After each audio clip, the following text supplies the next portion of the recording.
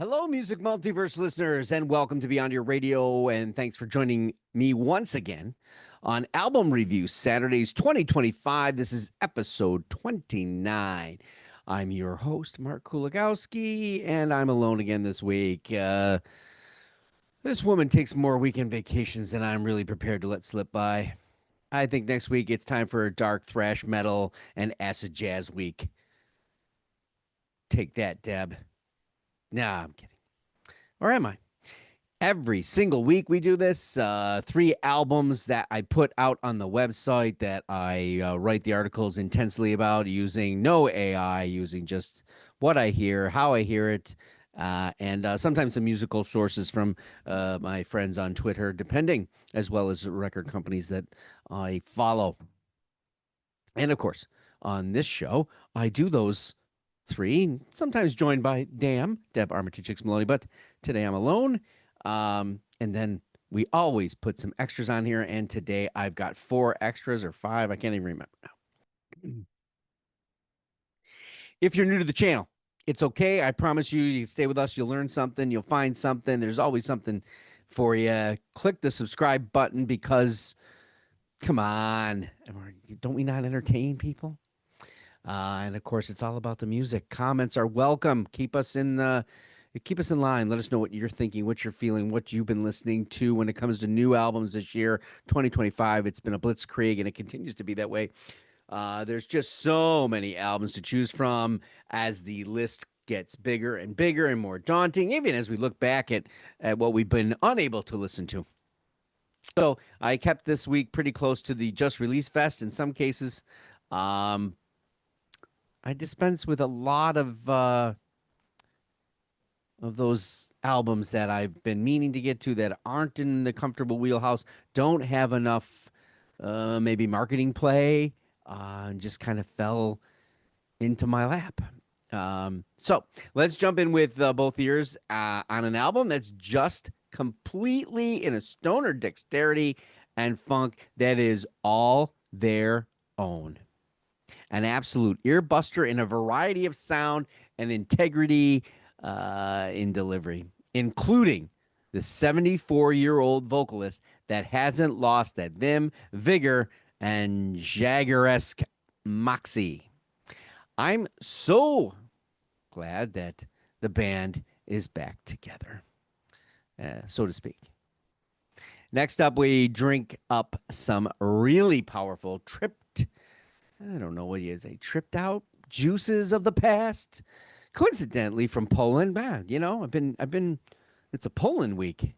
If you haven't, definitely go check out Keep It Dark, where I do take you to the bleak dingus of days for some black metal and dark progressive rock from Poland, which seems to be exporting quite nice and heavy and out there. So anyway, this band here's got a progressive stoner position and even a lot more than that. So we'll dig into that. To close out our reviews, we take a sharp double take on an album title and find ourselves immersed in an alt country to kill for out of Boulder, Colorado. Did we get punked? You won't believe the answer unless I, tell you about it. So let's get this all started, shall we?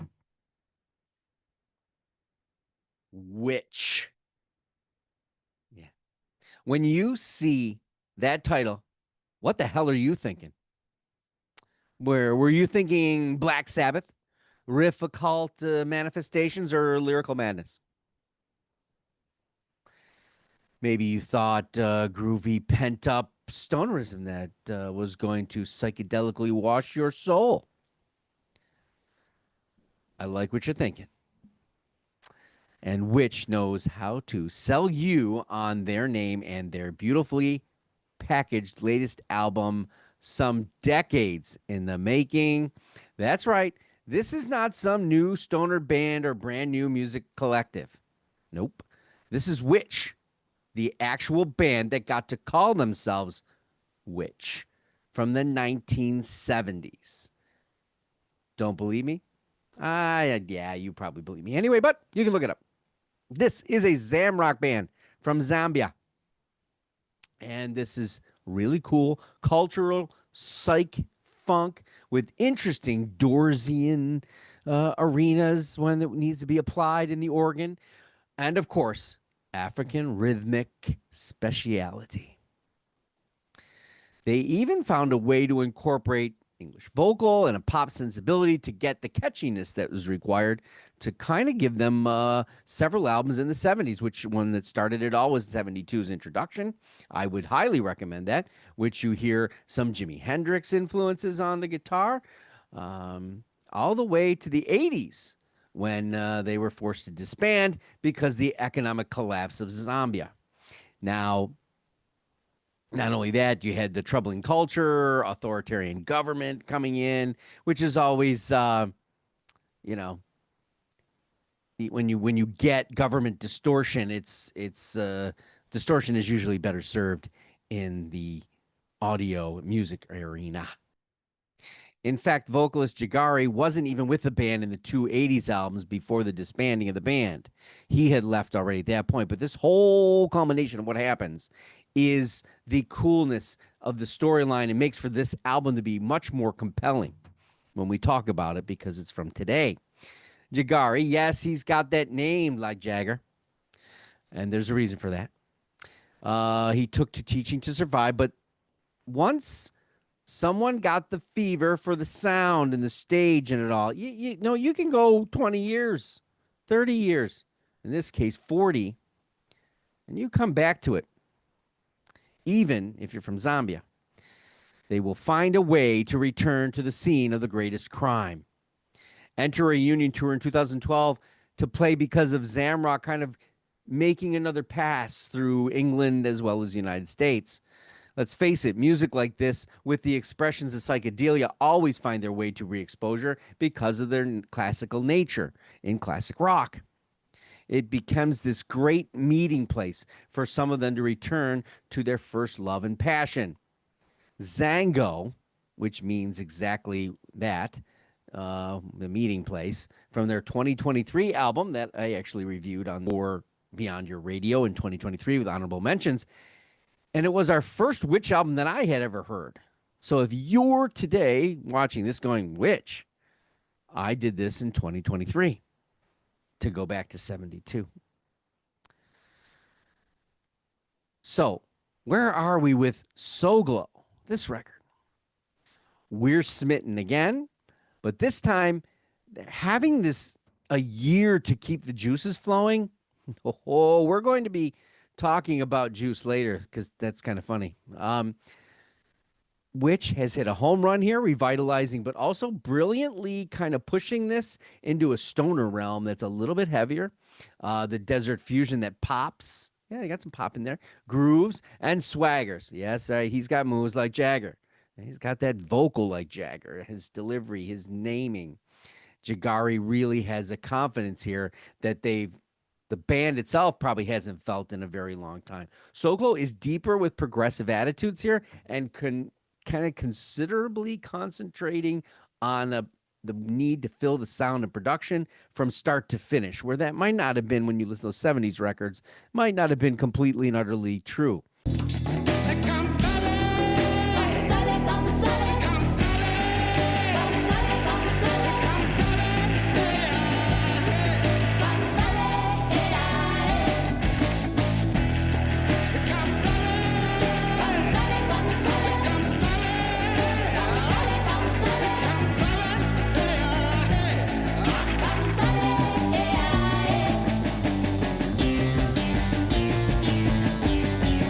The song speaks kind of volumes in the little vocabulary that there's in this, but the heavy on the riff, they got groove, that swagger again, and it's required. And that way, the album just kicks us off.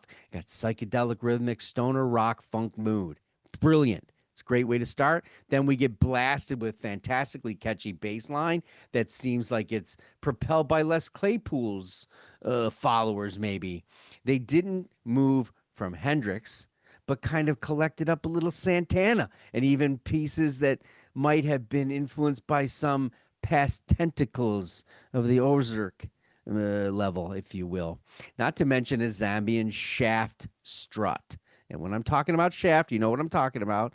That it's just swaying as this is like some sort of Jamiroquai record, not in that English side, but in that shaft side. Yeah, you'll hear it. You will. I mean, you'll hear where it's all heading. Why leave anything off the table here?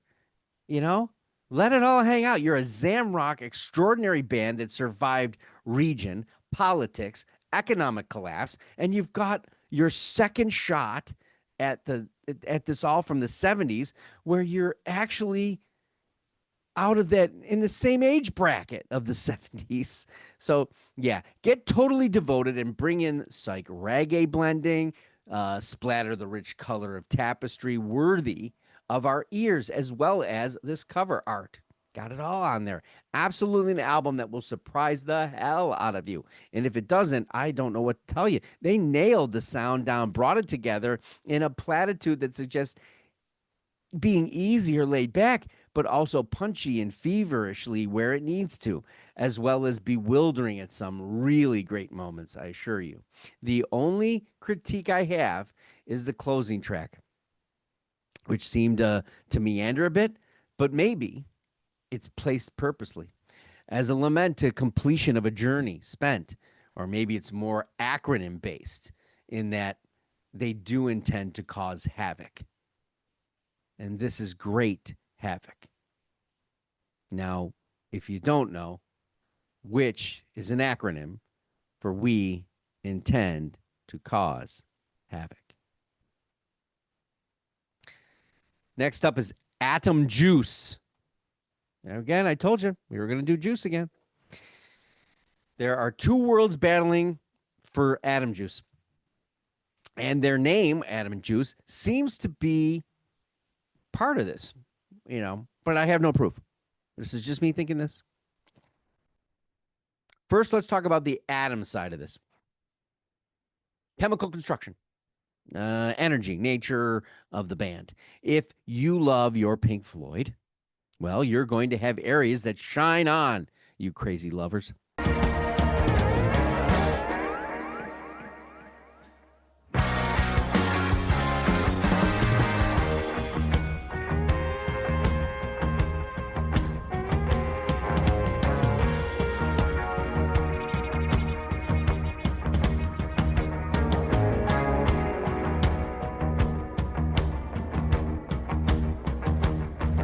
You are going to have moments that might move you to mere homage, right? And that might make you a little leery, as if they're taking pieces, stealing, if you will.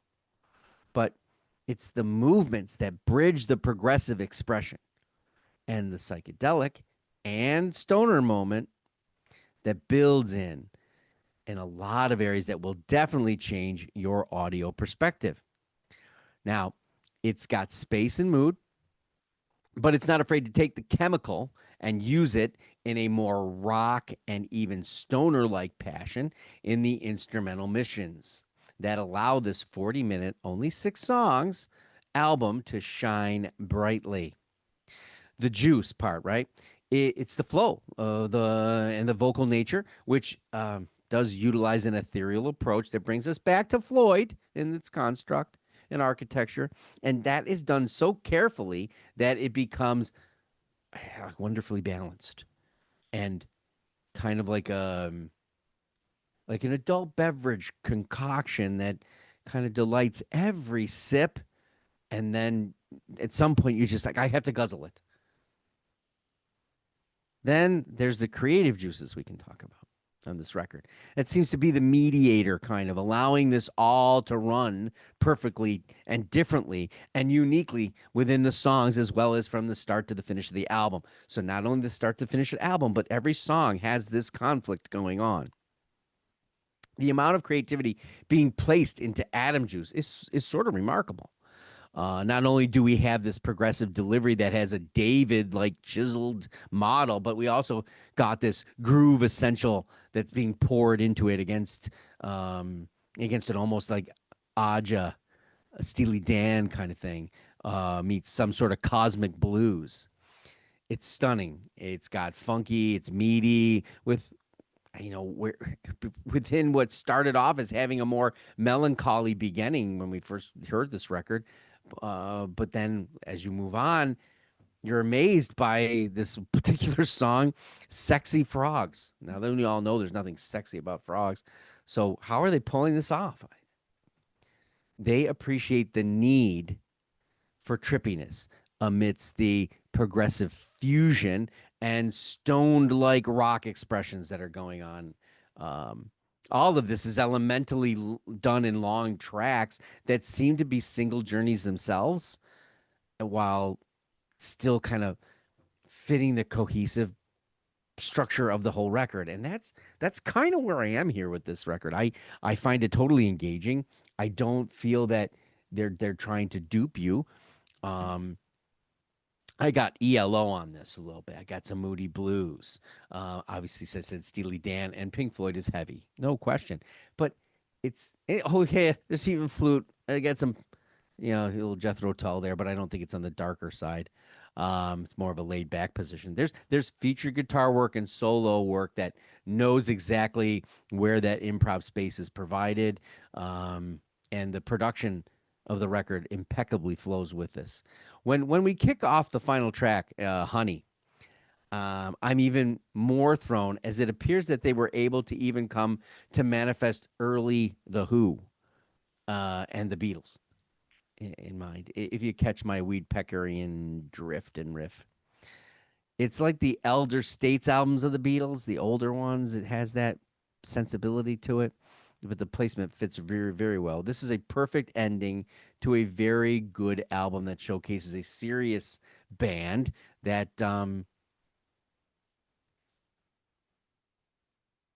is comfortable in their position, the instrumentally wise, and they're finding excellent bridge creativity and a lyrical, well, Gubu is one of the songs of places they could find themselves. And the crowd really kicking it up, I'm sure, at that point. While I'm not expecting, dead hookers, blow up dolls on stage of an AC/DC realm or something like that, I do believe there's plenty of people drinking any juice they serve, even if it comes from a styrofoam cup. After all, this is from Heavy Psych Sounds, right? And there's no question that the psychedelia at work here is masterfully accomplished as it battles for supremacy in the heavy mix Atom Juice truly is. Gasoline Lollipops. Yeah. Mm, I wasn't looking at the album technically. I wasn't drawn to their name. Kill the Architect. Okay. You got a little violent nature thing going on there with a silly name that kind of makes me think of like drive truck stop kind of stuff. Um, and the album cover's got some timepieces and stuff. I don't know what to expect. Are you kidding me? This is not going to be one of those usual Tennessee nights. Okay. The bolder, very alternative country blues band known as Gasoline Lollipop, which name should let you know conventionally that they don't live there in conventional thinking, has no intention of meeting any design that would fit the usual norm. And they don't really have to or need to. Kill the Architect is a preaching in a very engaging, insightful, and vocalistic showcase that's going to stir your soul. It's going to invigorate you and your listening palate and assure your ears of the importance of a rare, raw, and striking vocal, no matter the tonality. You're probably wondering why I say that. Just, just come on, people. You got a rebel in this. All right. This is how an album should approach its process and an alternative Americana. There are other artists that do this well, and I'm going to name drop them too. Give us a story, a slap in the face, shake us, and then move us to place for whatever reckoning you're going to bring. And whether it's by song or by overall album, I don't care. Just bring it.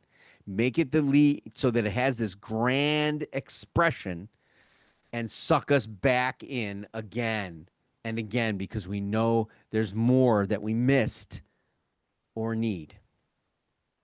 The gasoline catalyst here that could set fire to it all to burn it to the ground or to have it burn brighter is Mr. Clay Rose.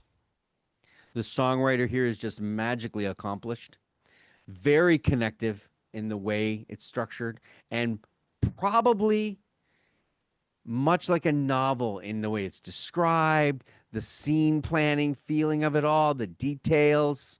This is a different kind of songwriting, to be honest with you. It kind of levels in the name drops I'm going to go. The Gasoline Lollipops, then, they take these things and find alternative raw positions, engaging pluckiness, and hard country blues, as well as other captivating arrangements I can't even explain to you, to give this the variety to bring it all together, which could include vocal and guitar distortion, even a Motorhead meets Dropkick Murphy into a country manifesto in the title track that pretty much solidified my complete attention to this record. He's been living with his eyes closed, thinking that he's blind. Well, I've been living with this rage. It's tough, never to deliver. I've been bleeding on the page, baby. Have a blood, not a deal. Yeah, watch me bleed a river. Help me. That's right. Kill the Architect. I knew once that song hit, after the most country-filled kind of ballad that's on the record, Horse or the Cart, which is a singer-songwriter duet, female-male, that this singer-songwriter means serious business. Now, this is a record you can get into again and again, finding even more than you expected on the second and third listens. I make this comment when I was describing this to somebody recently when I was putting this review together a couple nights ago. If you love a male vocalist that can find their inner Katie Lang, I know you're weirded out, and in that ingenue kind of feel, and that has places for Johnny Cash and a backing band that feels like it's rolling toward Canada's Blue Rodeo, then you're going to truly love Gasoline Lollipops and this generously alternative country record called Kill the Architect. Everything and everyone shines like a diamond mine on this record, and it is probably because of the unique talent and ear of a production that's been guided by Steve Berlin of Los Lobos. You want to hear records, sounds. That band sounds fantastic. Now, I tried desperately to figure out the growl vocals that happen. What? Yeah, but not those kind of growl vocals you're thinking of. Country growl. Alt country growl? I don't know. Is it growl? I don't even know. Dark whiskey growl? Let's not go there. So now I tried to get that right because I wanted to know whether this was actually Clay doing those vocals or some sort of background vocal individual. But I don't have the physical copy, so finding that seemed to be an impossibility. So at this time, I don't know if he's doing all the vocals, even throwing his voice to be that way. The other cool nature of this is a song that doesn't quite fit, or so people say, but it does. And that's Elvis, which just shakes the country foundation to a punk growler and folked up banger. Folked up. Yeah. And the one artist that escaped my mind while all of this was going on and talking about this record and trying to describe it to people came rushing back to me in my fourth listen of the river, the final track, River. And that was, it's got just this definite position here in my ear that it felt like Sturgill Simpson. So in all of this description, name dropping, and the feelings I have toward this record, there's definitely a position in here for your ear to be a holy rebel and get this record on your turntable and turn your evening around to an unconventional alternative country that finds all kinds of ways to move you that doesn't involve discussions of trucks, boots, and beer. So, what do I have for you? Let's go. Some other reviews. Gaupa, Fire. This is a very good stoner rock riffing outfit. Got it in spades. Fire keeps the elements of stoner with some progressive parts, that's for sure. Great variety in stepping out of those bounds normally held in stoner and coming back into them. Short album, but the riffs are serious, sincerely built, and they certainly deliver. Even sludgy and where it needs to be and determined to fit. As I bathe in chaos, the eye of the storm.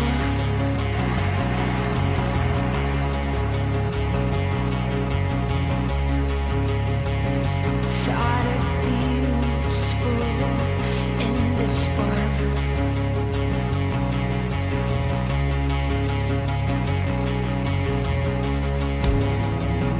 I keep my demons in the den. Precise and definitely inviting to the heavier side, as well as the space that's in between this. The music does not overburden or overstay its riffy welcome, nor does it attempt to onslaught with no reservations. There's muscle, shifting, and twitching. Don't get me wrong, your teeth are going to chatter. That's okay. These songs have a great building block and find places far from samey to non-linger in, which is great. This is a stoner album that could be a great starter for a lot of people that haven't hit the heavier side of stoner rock. And this, yes, Swedish. Nice. Pleasure Pill. Hang a Star. If you're looking for a high tempo or a higher tempo, pop rockier delivery on a level with maybe Blind Melon, well, yeah. That first track, I had Blind Melon in my head.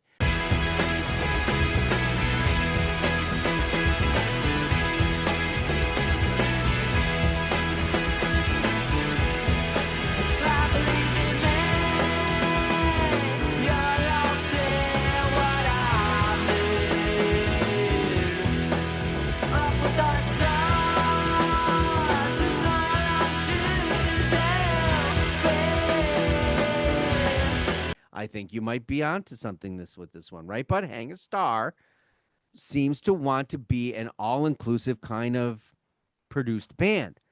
So it sounds like they didn't put anyone above in the mix to start, like an all-inclusive, right? They love the groove and the catchiness, and they want that to be here, and the vocals about here. But it does shift a bit. It feels like a live show performance kind of thing, where that's what they would be like live. So, but I like my vocalist to shine a little bit. I didn't feel that it hindered the album in any way, but nor ruined my ability to enjoy. They have some catchy processes and a sonic signature that my ears are geared toward to some degree. And I figured out why. The vocal has this, I don't know, grunge, garage quality as the record moves on, and I definitely get a power pop kind of feel. And that's where it heads. And what might draw a lot of listeners in, well, maybe not power pop, but British like power pop. As the record moved on, I had this Oasis feel more so. I even thought maybe that it's a version of Britpop that's Americanized to a level, right? Because the band itself is from San Diego. The only problem for me was long ending chorus repeats, which, that's very few and far between, but they definitely drove me to thinking I was hearing a raw Oasis and or others that hold that realm of the Britpop, power pop arena. Next up, I have Mojave Phone Booth, Blood Doctor Volume 1. Mojave Phone Booth. I don't know how you get that name. Deb should have been on the program. Should have come up with how I got the name. Obviously, the band can chime in. Let me just warn you, you're heading into a noise production rock with industrial goth pop execution level that is non-com. It doesn't compromise.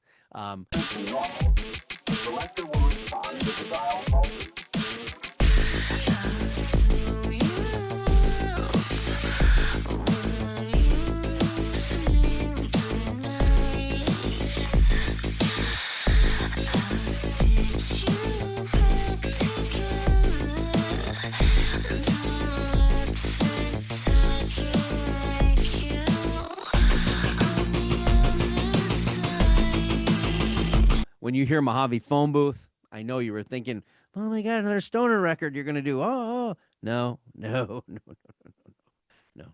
So good luck because it's worth it if you want to do a bass grinding appreciation for programming and vocal program kind of thing. The vocals being tampered with here in quite a bit from the female perspective.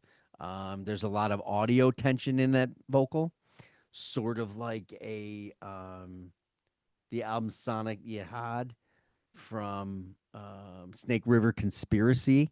If you want to go back a little bit in time, this album uses heavy synth um, and a pace for each song that might be just a bit too far. But for some, it's going to be in a wheelhouse that's sort of been lacking it over the last couple of years. Think of like a female prodigy without the wicked bass and drops, more noise and gothicism. Hitting this has a gothic production. It has industrial, but it lends itself to more of a pop club kind of production. Next up, I don't know what it is with volume lately, but Sideliner is the band, and this is Missing Pieces of a Puzzle, Volume 7. Anyway, I've not heard the other volumes. Is it fair to start at Volume 7? I'm not quite sure. But I wanted to give this a chance because this is ambient with break and break beats. A wonderful construct that kind of balances itself in an electronica like soundscape, but then it's able to, I don't know, become even classical in places, although it doesn't sound completely classical, like they're bringing a piano and a violin. It's wildly experimental in the ambient textures that it gives, the sounds, and the changing audio space. This is a deep experience that kind of feels that you're using some sort of powerful audio microscope to see past the vast.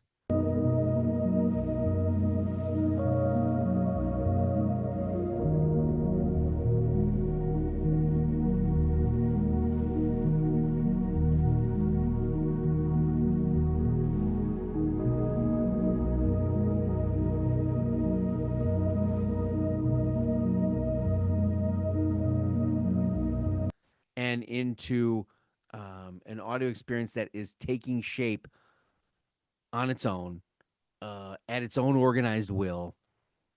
It's very beautiful in places, and in others it's haunting, and in still others it has a chasmic, like it's in a chasm of sorts. I know the vastness of space might. I don't think it sounds cavernous, but chasm wise, it does. It's hard to describe, but it's a listening experience that washes all this kind of other stuff away and gives you a different perspective of sound and the quality of sound and the production of sound. And I kind of encourage you to take that journey with Sideliner. What did you think of these albums? Did you know any of them? Let us know in the comments. Like what you like, leave what you don't. In other words, you cannot not like the video because you don't like a band. You're killing me. Subscribe to the channel for more. Yeah, I'll be back next week, obviously with more, but I'll have Dan with me. So it'll be great. We're on the web at beyondyourradio.com, Facebook, Twitter, Instagram, YouTube, of course. Articles, videos, podcasts coming soon. Go Beyond Your Radio with us, a real music appreciation channel. Unknown Sundays, Tumbleweed Incorporated. No, not Kids Incorporated. Did I just date myself? Thanks for watching, and happy listening.